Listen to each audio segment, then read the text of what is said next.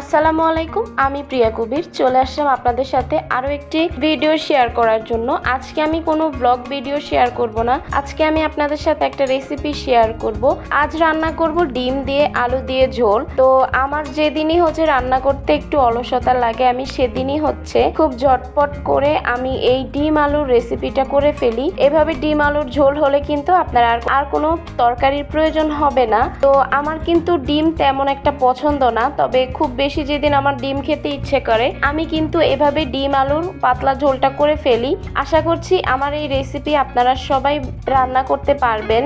একদম সহজ প্রসেসে আমি আপনাদেরকে বলে দিচ্ছি। প্রথমে এখানে হচ্ছে আমি ডিম আর আলুকে সিদ্ধ করে নিয়েছি। এখানে আমি 3টা ডিম নিয়েছি, যেহেতু আমার বাসার সদস্য আমরা হচ্ছে 2 জন। আমার কাছে বললামই তো যে ডিম অনেক বেশি পছন্দ না, তবে মাঝে মাঝে ভালো লাগে। তো যখন ভালো লাগে আমি এই রেসিপিটা করি। তো যাই হোক, অনেক কথা বলা হয়ে গেল।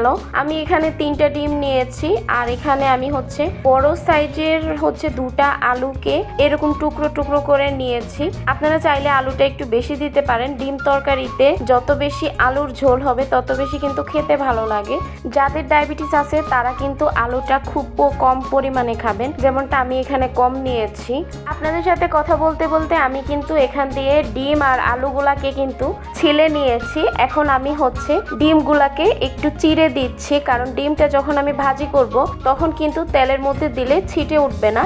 এভাবে কিন্তু একটু চিড়ে দিতে পারেন। তো দেখতেই পাচ্ছেন আমার কিন্তু ডিম আলু ছিলাটা হয়ে গেছে। এবার আমি হচ্ছে ডিম আর আলুকে হলুদ আর হচ্ছে লবণ মাখিয়ে একটু মিশিয়ে নেব আর কি।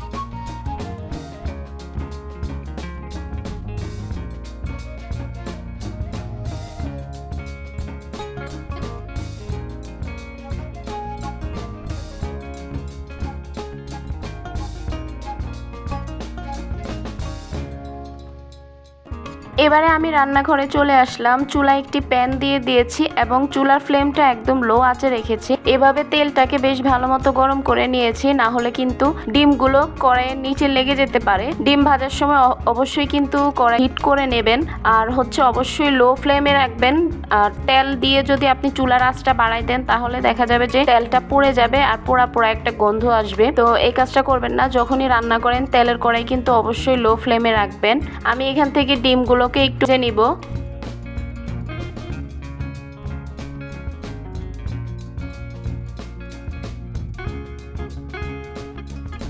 আমি অফ ক্যামেরায় ডিমগুলোকে ভেজে নিয়েছি, দেখতেই পাচ্ছ। এখন ডিম ভাজার সেই তেলের মধ্যে আমি এখন হচ্ছে আলুগুলোকেও ভেজে নিব।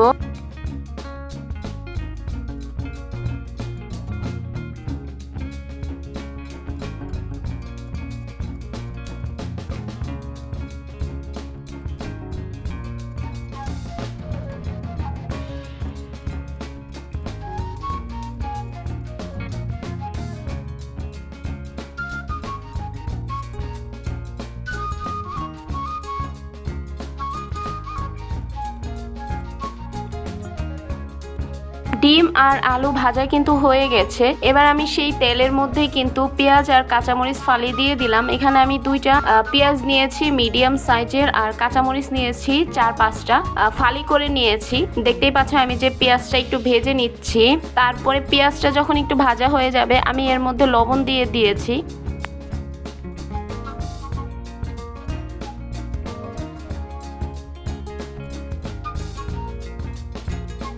পেঁয়াজটা মোটামুটি ভাজা হয়ে গেছে। এবার আমি এখানে 2টা টমেটোকে কিউব করে নিয়েছি।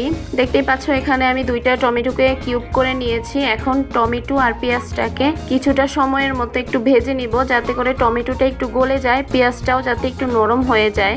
টমেটো আর পেঁয়াজ কিন্তু গলে গিয়েছে। এবার আমি এখানে 1/2 চা চামচের মতো হলুদের গুঁড়ো দিয়ে দিলাম। মরিচের গুঁড়া দিয়ে দিলাম 1/2 চা চামচের মতো। ধনিয়ার গুঁড়াও হাফ চা চামচের মতো দিয়ে দিলাম, জিরা গুঁড়ো হাফ চা চামচের মতো দিয়ে দিলাম। আমি শুধুমাত্র এখানে রসুন দেইনি, আর সমস্ত গুঁড়া মশলাগুলো কিন্তু আমি ইউজ করেছি। আর এখানে আমার গুঁড়া মশলাগুলো ভাজা হয়ে গেছে। এবার কিন্তু আমি এখানে কষানোর জন্য এখানে হাফ কাপের মতো একটু পানি দিয়ে দিয়েছি। ডিম তরকারিতে আমরা কখনোই রসুন বাটা খাই না, সবসময় হচ্ছে জিরা আর ধনিয়া গুঁড়োটাই ইউজ করি। আর সাথে থাকছে হলুদ মরিচ, আর হচ্ছে একটা স্বাদের জন্য আমি এখানে টমেটো ব্যবহার করেছি। টমেটোটা একটু বেশি দিলেই বেশি ভালো লাগে। তো মশলাটা যখন কষানো হয়ে যাবে, উপরে তেল উঠে আসবে, ঠিক এ পর্যায়ে আপনারা হচ্ছে আলুগুলোকে দিয়ে প্রথমে কষিয়ে নেবেন। যখন আলুটা বেশ ভালো মতো কষানো হয়ে যাবে, তার মধ্যেই কিন্তু ডিমগুলো দিয়ে দিতে হবে। আর আমি আলুগুলো কষানোর সময় কিন্তু একটু ভেঙে ভেঙে দিচ্ছি, তাহলে হচ্ছে আলুর তরকারির যে গ্রেভিটা ওটা কিন্তু একটু ঝোল ঝোল হবে, মানে একটু ঘন ঘন হবে, বেশ ভালো লাগবে আর কি খেতে। তো আলু কিন্তু হয়ে গেছে, বেশ ভালো মতো কষানো, দেখতে পাচ্ছেন কড়াই থেকে ছেড়ে দিচ্ছে। এবার কিন্তু আমি এখানে ডিমগুলোকে দিয়ে দিব। আলু তো কষানো হয়ে গেল, এবারে আমি ডিম দিয়ে ডিমটাকেও আরো 1-2 মিনিটের মতো আলু আর মশলার সাথে কষিয়ে নেব।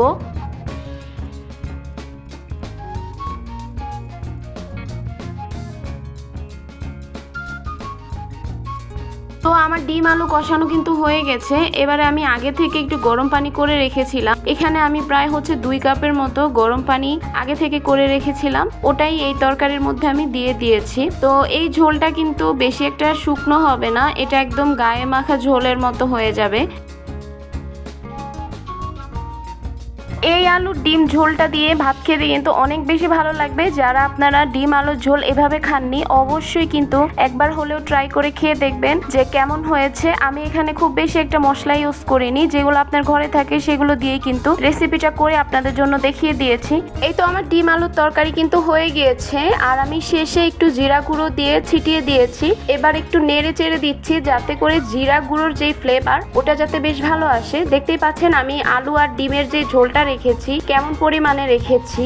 সবচেয়ে বেশি ভালো হবে যারা মেসে থাকেন, রান্না করতে সমস্যা হয়, ওদের কিন্তু নিত্য প্রয়োজনীয় সঙ্গী হয়ে যায় এই ডিম আলু। তো দেখা গেছে যে একটু ভিন্ন রকম ভাবে যদি রান্না করা যায়, তখন এই তরকারিটা খেতেও কিন্তু ভালো লাগে। তো ব্যাচেলর ভাইদেরকে বলবো যে একবার হলেও ট্রাই করে খাবেন, আর কেমন হয়েছে আমাকে কিন্তু কমেন্ট বক্সে জানাতে ভুলবেন না।